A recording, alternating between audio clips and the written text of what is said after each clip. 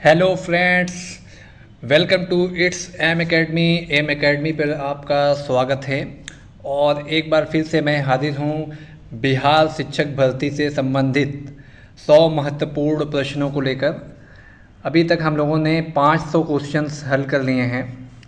ठीक है, 500 क्वेश्चन हम लोगों ने देखे हैं। आज उससे आगे बढ़ेंगे तो क्वेश्चन नंबर 501 शुरू करते हैं। वीडियो को लाइक कर लीजिए और चैनल को सब्सक्राइब कर लीजिए। आइए शुरू करते हैं। बिहार में गुप्त शक्ति के संगठन का श्रेय दिया जाता है। ऑप्शन ए है चंद्रगुप्त प्रथम को, बी है चंद्रगुप्त द्वितीय, सी समुद्रगुप्त और डी कुमारगुप्त। तो आपका करेक्ट ऑप्शन हो जाएगा बी चंद्रगुप्त द्वितीय। ठीक है, चंद्रगुप्त सेकंड ने को गुप्त शक्ति के संगठन का श्रेय दिया जाता है। नेक्स्ट क्वेश्चन की ओर बढ़ते हैं। गुप्त साम्राज्य की प्रथम राजधानी थी पाटलिपुत्र, इलाहाबाद, दिल्ली, कन्नौज। तो ऑप्शन ए करेक्ट हो जाएगा। गुप्त साम्राज्य की प्रथम राजधानी पाटलिपुत्र थी। नेक्स्ट क्वेश्चन की ओर बढ़ते हैं। किस शासक से श्रीलंका के राजा मेघवर्मन ने गया में एक बौद्ध मठ स्थापित करने की अनुमति मांगी थी? चंद्रगुप्त प्रथम, अशोक, समुद्रगुप्त और कुमारगुप्त। तो इन चारों ऑप्शन में ऑप्शन सी करेक्ट होगा, समुद्रगुप्त। समुद्रगुप्त ने श्रीलंका के राजा वेदवर्मन ने गया में एक बौद्ध मठ स्थापित करने की अनुमति मांगी थी। ठीक है, समुद्रगुप्त से ये अनुमति मांगी थी। Next question. नालंदा विश्वविद्यालय के स्थापना का युग है मौर्य, कुषाण, गुप्त, पाल। तो नालंदा विश्वविद्यालय कुमारगुप्त ने इसकी स्थापना की थी। ये गुप्त वंश से संबंधित था। Next question. नालंदा विश्वविद्यालय का संस्थापक था चंद्रगुप्त, विक्रमादित्य, रामगुप्त, स्कंदगुप्त, कुमारगुप्त। तो देखिए यही आ गया ऑप्शन डी, कुमारगुप्त ने ही नालंदा विश्वविद्यालय की स्थापना की थी। नेक्स्ट क्वेश्चन की ओर बढ़ते हैं। बोध गया के महाबोधि मंदिर की स्थापना हुई मौर्य काल, पाल काल, गुप्त काल, हर्यक वंश। तो ये अशोक के टाइम इसकी स्थापना की गई थी। सॉरी, ये गुप्त काल में, ऑप्शन सी गुप्त काल में महाबोधि मंदिर की स्थापना की गई। ठीक है। 507। चीनी यात्री फाहियान कितने समय तक पाटलिपुत्र में रहा? 6 महीने, 1 साल, 3 साल और 14 महीने। तो ऑप्शन सी करेक्ट हो जाएगा आपका। 3 साल तक वो फाहियान चीनी यात्री पाटलिपुत्र में था। नेक्स्ट क्वेश्चन की ओर बढ़ते हैं। आर्यभट्ट का संबंध किस नगर से था? चंपा, नालंदा, पाटलिपुत्र, राजगीर। तो आर्यभट्ट का संबंध पाटलिपुत्र था। और इनकी महत्वपूर्ण पुस्तक कौन सी है आप कमेंट बॉक्स में बताएं।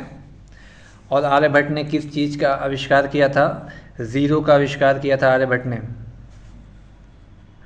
Next question. गुप्त काल की एक सुंदर कार्तिकेय की मूर्ति किस जिले में प्राप्त हुई? पटना, सारण, भागलपुर, शाहाबाद।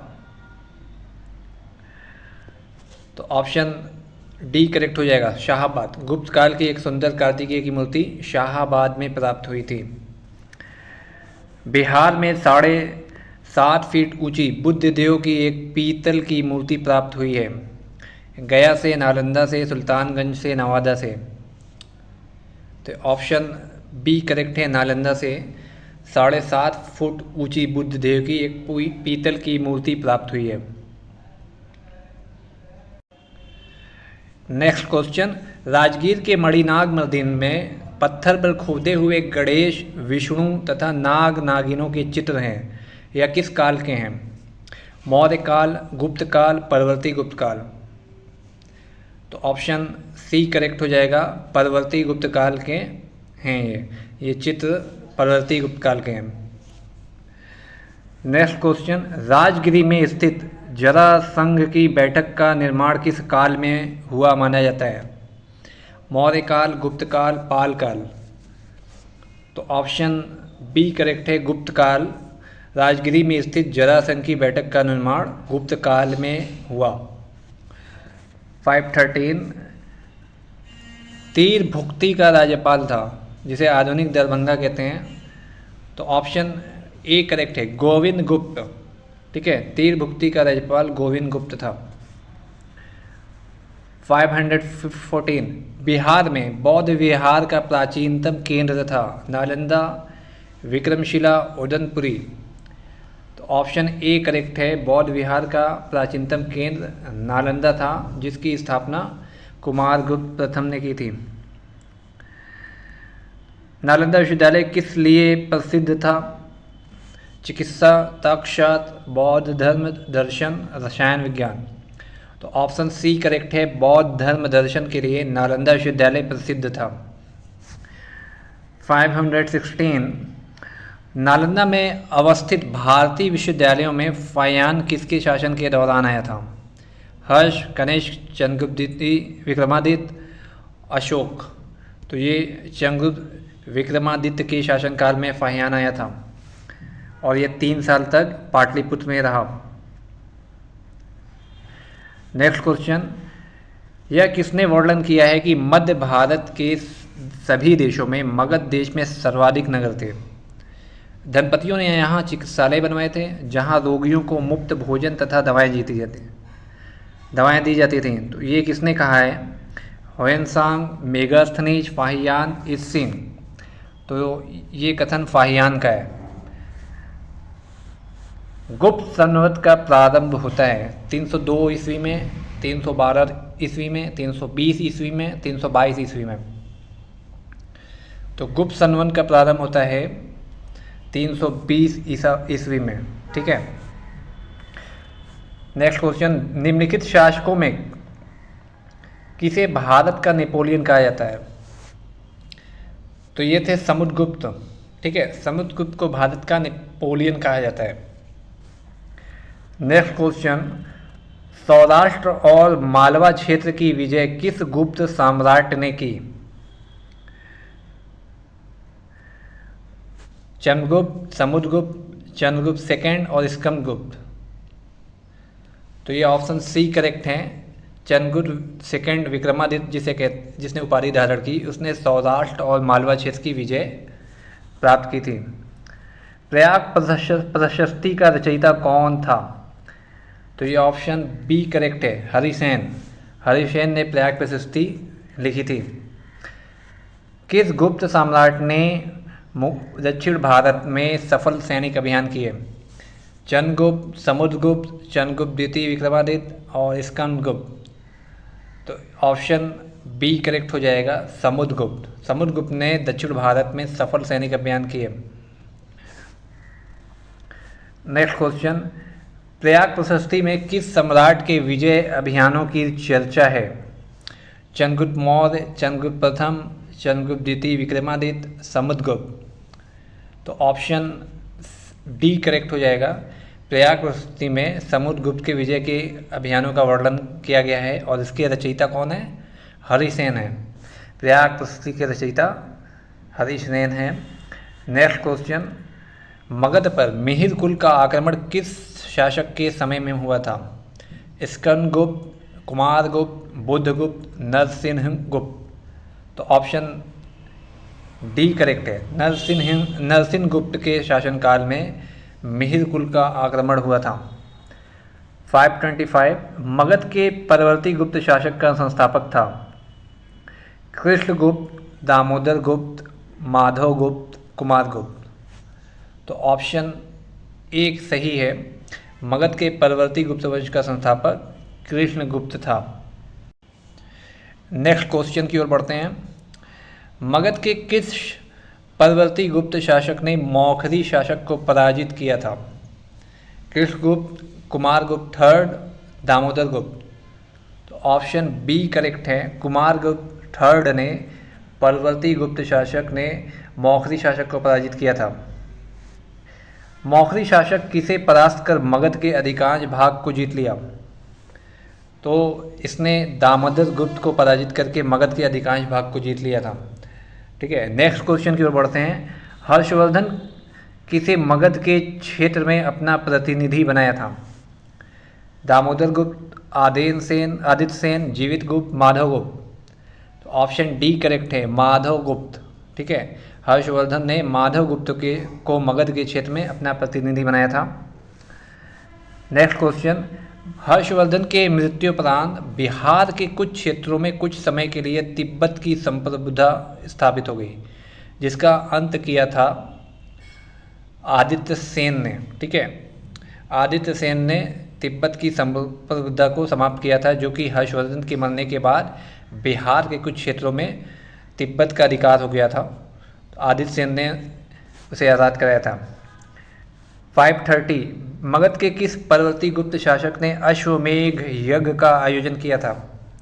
आदित्य सेन, माधव गुप्त, जीवित गुप्त, दामोदर गुप्त। तो ऑप्शन ए करेक्ट है, आदित्य सेन। आदित्य सेन ने गुप्त शासक ने अश्वमेघ यज्ञ का आयोजन किया था। तो ये परवर्ती गुप्त शासक था जिसने अश्वमेघ यज्ञ किया था। मगध के परवर्ती गुप्त वंश का अंतिम शासक था आदित्य सेन, जीवित गुप्त सेकेंड, माधव गुप्त, कुमार गुप्त थर्ड। तो ऑप्शन बी करेक्ट हो जाएगा, जीवित गुप्त सेकेंड। ये परवर्ती गुप्त वंश का अंतिम शासक था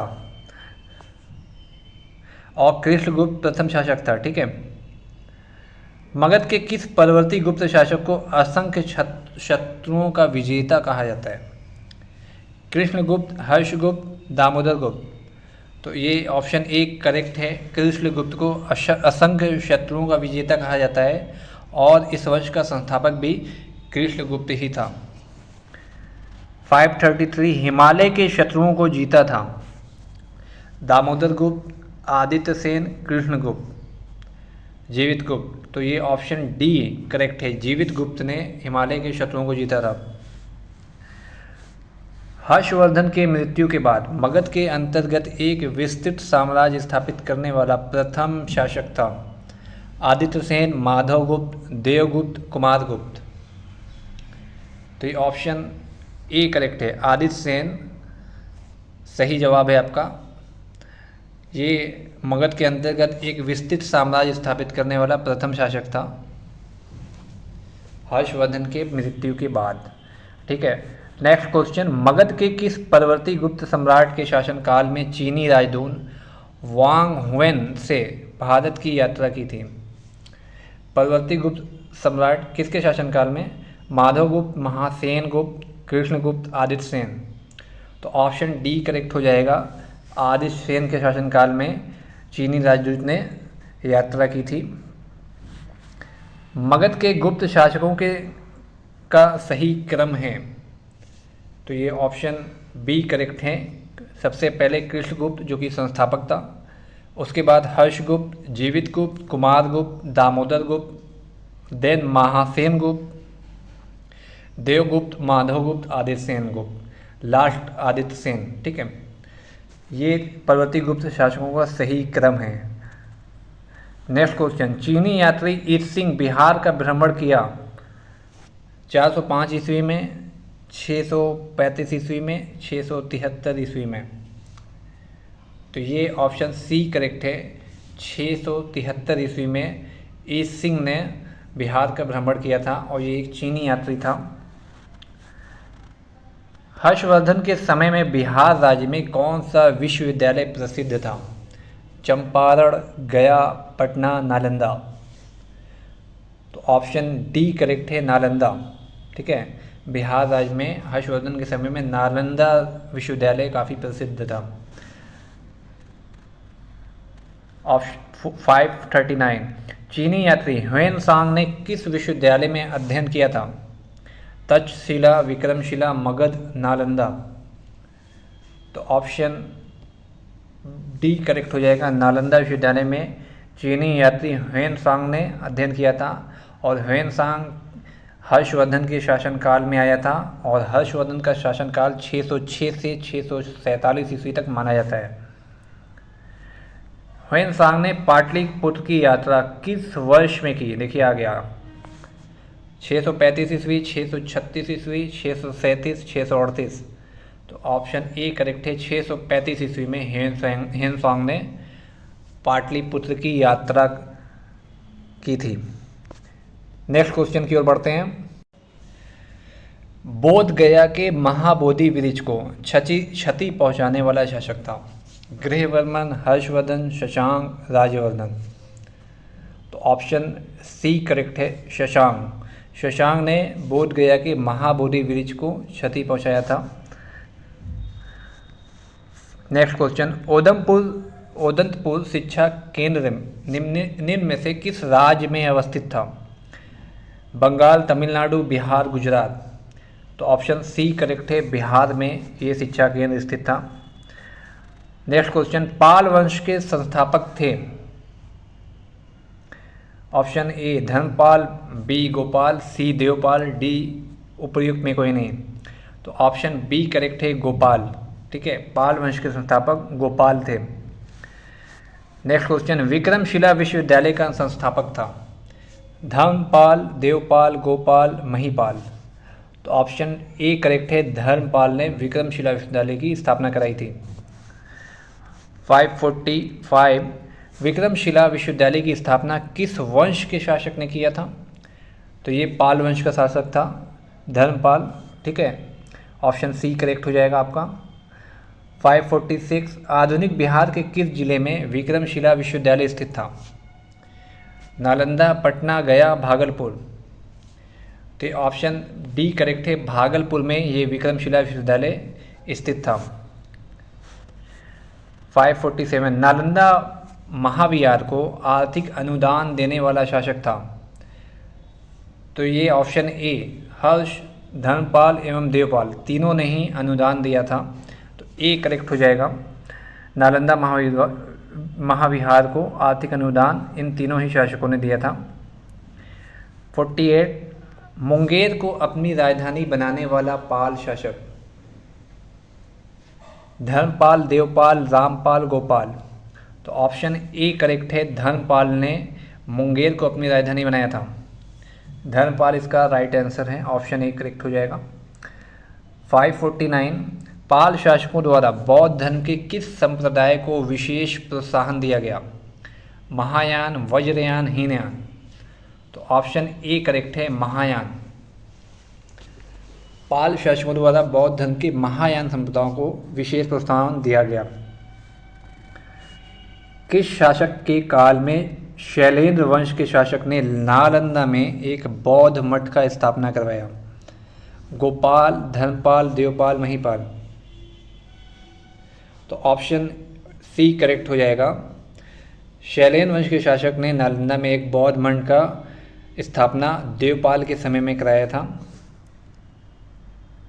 नेक्स्ट क्वेश्चन। नालंदा विश्वविद्यालय के खर्च के लिए किसने 200 गांवों को दान में दे दिया? धर्मपाल, देवपाल, नयपाल, गोपाल। तो ऑप्शन ए करेक्ट है, धर्मपाल। फ्रेंड्स, इस वंश का सबसे बड़ा शासक धर्मपाल ही था, तो अधिकतर उपलब्धियां उसी के नाम हैं। इसने 200 गांवों को नालंदा विश्वविद्यालय के लिए दान में दे दिया था। 552 किस शासक ने ओदनपुरी में, जिसे आज हम बिहार शरीफ कहते हैं, बौद्ध विहार की स्थापना कराया था? तो ऑप्शन ए करेक्ट है, गोपाल। गोपाल ने ओदनपुरी में बौद्ध विहार की स्थापना कराया था। 553 किस काल में कांसे की मूर्तियों की निर्माण की एक उन्नत शैली का विकास बिहार में हुआ था? गुप्त काल, मौर्य काल, शुंग काल, पाल युग। तो कांसे की मूर्तियों का निर्माण ये पाल युग में हुआ था, इसका निर्माण। ठीक है, ये एक महत्वपूर्ण उपलब्धि थी पाल युग की। बिहार में पाल युग में कांस से निर्मित मूर्ति की एक उन्नत शैली का विकास हुआ। कांस मूर्तियों के निर्माण की इस शैली के निर्णायक देन थी।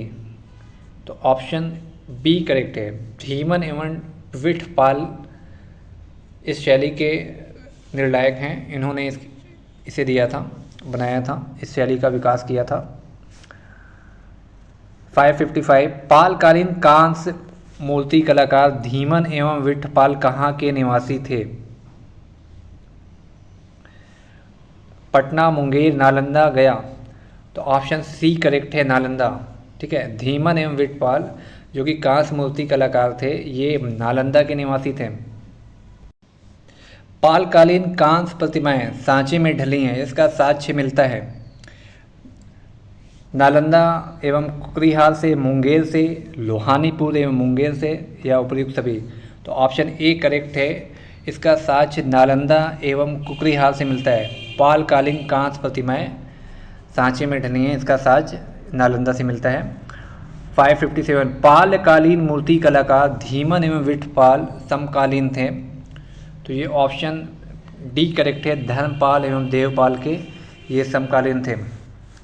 558 चित्रित पांडुलिपि अष्ट सहस्रिक, प्रज्ञा परमित और पंचरज किस युग के हैं? तो ऑप्शन सी करेक्ट है, ये पाल युग के हैं। ओके, नेक्स्ट क्वेश्चन, पालकालीन चित्रकला का भित्ति चित्र रूप कहाँ से प्राप्त हुआ है? पटना, मुंगेर, गया, नालंदा। तो ऑप्शन डी करेक्ट है, नालंदा से पालकालीन चित्रकला का भित्ति चित्र प्राप्त हुआ है। पाल शासक अपना आदेश प्रसारित करते थे। तो ऑप्शन ए करेक्ट है, पाटलिपुत्र से ये अपना आदेश प्रसारित करते थे। 561 पाल काल में श्रीनगर भुक्ति कहा जाता था। अंग को, विदेह को, वज्जी को, मगध को। तो ऑप्शन डी करेक्ट है, मगध को श्रीनगर भुक्ति कहा जाता था। नेक्स्ट क्वेश्चन देखते हैं, देवपाल की अनुमति से सुमात्रा के राजा बलदेव पुत्र ने कहाँ विदेशी विद्यार्थियों के लिए छात्रावास का निर्माण करवाया था? उदयपुरी, नालंदा, पाटलिपुत्र, विक्रमशिला। तो ऑप्शन बी करेक्ट है, नालंदा। नालंदा में छात्रावास का निर्माण करवाया था विदेशी विद्यार्थियों के लिए। 563 मिथिला या तिरहुत के कर्नाट राज्य का उदय 1097-98 में किसके शासनकाल में हुआ? महिपाल, देवपाल, नंददेव, रामपाल। तो ऑप्शन डी करेक्ट है, रामपाल। मिथिला या तिरहुत कर्नाट राज्य का उदय रामपाल के शासनकाल में हुआ था।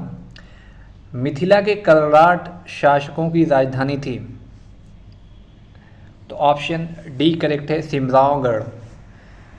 ओके, सिमरावगढ़ कर्नाट शासकों की राजधानी थी। कर्नाट वंश का अंतिम शासक। तो ऑप्शन बी करेक्ट है, हरि सिंह। हरि सिंह कर्नाट वंश का अंतिम शासक था। नेक्स्ट क्वेश्चन देखते हैं, कर्नाट वंश का पूर्णता अंत हुआ 1378, 1275, 1401 और 1210 ईस्वी। तो ऑप्शन ए करेक्ट है, कर्नाट वंश का अंत 1378 ईस्वी में हुआ था। बिहार में किसके समय में पंजी प्रबंध का विकास हुआ था? तो ऑप्शन ए सही है, कर्नाट वंश के शासक के समय में ये पंजी प्रबंध का विकास हुआ था। नेक्स्ट क्वेश्चन, तिब्बती इतिहासकार धर्म स्वामी तिरहुत आया था 1142 ईस्वी, 1234, 1321, 1134। तो ऑप्शन बी करेक्ट है, 1234 ईस्वी में तिब्बती इतिहासकार धर्म स्वामी तिरहुत आया था। बख्तियार खलजी के आक्रमण के समय कर्नाट राज्य पर किसका शासन था? तो ये ऑप्शन ए करेक्ट है, नरसिंह देव का शासन था। कर्नाट राज्य पर नरसिंह देव का शासन था।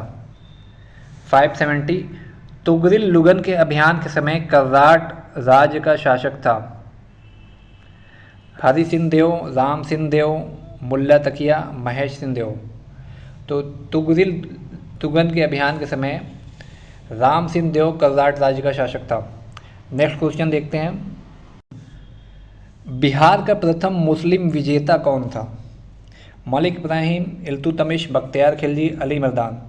तो ऑप्शन सी करेक्ट है, बख्तियार खिलजी। नेक्स्ट क्वेश्चन, बिहार में तुर्क सत्ता का संस्थापक कौन था? मलिक हिसामुद्दीन, इब्ने बख्तियार खिलजी, इल्तुतमिश, कुतुबुद्दीन ऐबक। तो ऑप्शन बी करेक्ट है, इब्ने बख्तियार खिलजी तुर्क सत्ता का संस्थापक बिहार में माना जाता है। नेक्स्ट क्वेश्चन, बख्तियार खिलजी की बिहार में पहली महत्वपूर्ण विजय तो ऑप्शन ए करेक्ट है, बिहार शरीफ ओदनपुरी खिलजी की पहली महत्वपूर्ण विजय थी। बिहार में तुर्क सत्ता की स्थापना हुई 1192, 1204, 1194, 1198। तो ऑप्शन डी करेक्ट है, 1198 ईस्वी में तुर्क सत्ता की स्थापना बख्तियार खिलजी ने की थी। बख्तियार खिलजी ने अपना प्रशासनिक मुख्यालय कहाँ बनाया था? तो ये ऑप्शन बी करेक्ट है, बिहार शरीफ में बख्तियार खिलजी ने अपना प्रशासनिक मुख्यालय बनाया था। नालंदा विश्वविद्यालय को किसने ध्वस्त किया? तो ये ऑप्शन डी बख्तियार खिलजी ही था जिसने नालंदा विश्वविद्यालय को किला समझकर ध्वस्त कर दिया था। नेक्स्ट क्वेश्चन, बख्तियार खिलजी के आक्रमण के समय पाल वंशी शासक था आनंद पाल, इंद्रयुम्न पाल, देवपाल। तो ऑप्शन बी करेक्ट है, इंद्रयुम्न पाल। बख्तियार खिलजी के आक्रमण के समय इंद्रयुम्न पाल जो है शासक था पाल वंश का। बिहार के सूफी संतों का आगमन किस शताब्दी में हुआ? 11वीं, 12वीं, 13वीं या 13वीं शताब्दी उत्तरार्ध। तो ऑप्शन बी करेक्ट है, 12वीं शताब्दी में बिहार के सूफी संतों का आगमन हो गया था। बिहार में आने वाले पहले सूफी संत थे मोमिन आरिफ, तवाज फ़की, मखदूम यद्या, मखदूम वखलील। तो ऑप्शन ए करेक्ट है, मोमिन आरिफ बिहार में आने वाले पहले सूफी संत थे। नेक्स्ट क्वेश्चन को देखते हैं, मनेर की विजय से किस सूफी संत का संबंध था? मोमिन आरिफ, तवाज फ़की, शाह दौलत, यद्या मनेरी। तो ऑप्शन बी करेक्ट है, ताज फ़की। ठीक है, मनेर की विजय से ताज फ़की का संबंध था।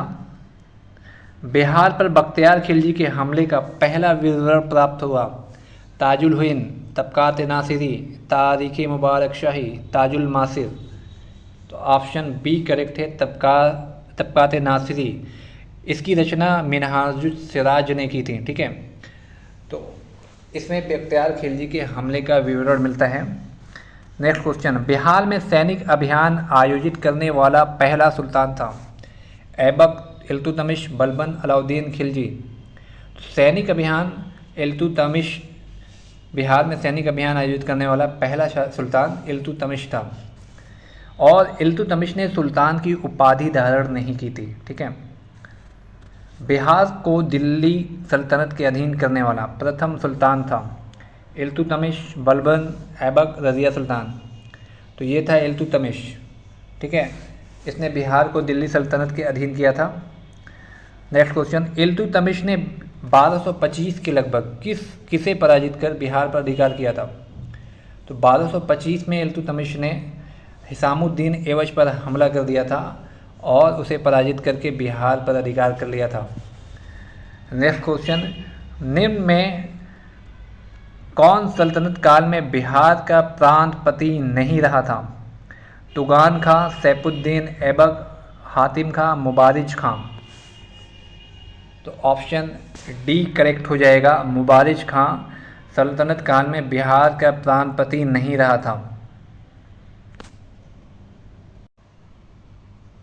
नेक्स्ट क्वेश्चन, किस काल में बिहार पर दिल्ली सल्तनत के सुल्तानों का निर्णायक वर्चस्व स्थापित हुआ?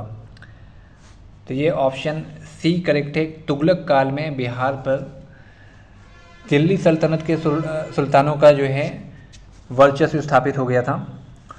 नेक्स्ट क्वेश्चन, बिहार के कर्राट वंश के शासक हरि सिंह देव को पराजित करने वाला सुल्तान कौन था? तो ये ऑप्शन बी करेक्ट है, गयासुद्दीन तुगलक ने हरि सिंह देव को पराजित किया था। नेक्स्ट क्वेश्चन, मोहम्मद बिन तुगलक ने बिहार के किस नगर का नाम बदलकर तुगलकपुर कर दिया था? तो ऑप्शन ए करेक्ट है, दरभंगा का नाम मोहम्मद बिन तुगलक ने बदलकर तुगलकपुर कर दिया था। नेक्स्ट क्वेश्चन, तुगलक काल में बिहार की राजधानी थी दरभंगा, बिहार शरीफ, भागलपुर, पटना। तो तुगलक काल में बिहार की राजधानी बिहार शरीफ थी। नेक्स्ट क्वेश्चन, बिहार राज्य का नाम बिहार किसने दिया? मुगलों ने, अंग्रेज़ों ने, मौर्यों ने, तुर्कों ने। तो ऑप्शन सी करेक्ट है, तुर्कों ने बिहार का नाम बिहार दिया था। नेक्स्ट क्वेश्चन, बिहार राज्य का नाम बिहार किस काल में पड़ा? मुगल काल, तुगलक, खिलजी, मौर्य। तो ऑप्शन बी करेक्ट है, तुगलक काल में बिहार का नाम बिहार पड़ा था। मलिक इब्राहिम या मलिक बया बिहार किस जगह का प्रशासक, ये प्रशासक किस काल में था? ठीक है, बिहार का प्रशासक मलिक इब्राहिम किस काल में था? ममलूक काल, खलजी काल, तुगलक काल, लोदी काल। तो ऑप्शन सी करेक्ट है, तुगलक काल। नेक्स्ट क्वेश्चन, बिहार के तुगलक काल के सर्वाधिक महत्वपूर्ण प्रशासक मलिक इब्राहिम का मकबरा कहाँ पर है? दिल्ली में, बिहार शरीफ में, पटना में, दरभंगा में। तो ये ऑप्शन बी करेक्ट है, बिहार शरीफ में मलिक इब्राहिम का मकबरा है। नेक्स्ट क्वेश्चन, बिहार के प्रसिद्ध संत शेख अहमद चिरमपोश से किस सुल्तान ने भेंट किया था? ये फिरोज शाह तुगलक ने शेख अहमद चिरमपोश से मुलाकात की थी। नेक्स्ट क्वेश्चन, फिरोज तुगलक का फारसी अभिलेख कहाँ से मिलता है? बिहार शरीफ से, दरभंगा से, पटना से, भागलपुर से। तो ऑप्शन ए करेक्ट है, बिहार शरीफ। नेक्स्ट क्वेश्चन, उत्तर बिहार के कर्राट शासकों का अंत किस सुल्तान के द्वारा हुआ? मोहम्मद बिन तुगलक, गयासुद्दीन तुगलक, फिरोज शाह तुगलक, महमूद तुगलक। तो कर्राट शासकों का अंत गयासुद्दीन तुगलक के द्वारा हुआ था। ऑप्शन बी करेक्ट है। नेक्स्ट क्वेश्चन, 14वीं शताब्दी में तिरहुत में फिरोज ने किस वंश का शासन आरंभ कराया था? तो फिरोज शाह तुगलक ने वैनवाल वंश का शासन आरंभ करवाया था 14वीं शताब्दी में। तिरहुत के किस वैनवाल वंश के शासक के छत्र छाया में प्रसिद्ध कवि विद्यापति ने अपने काव्य की रचना की?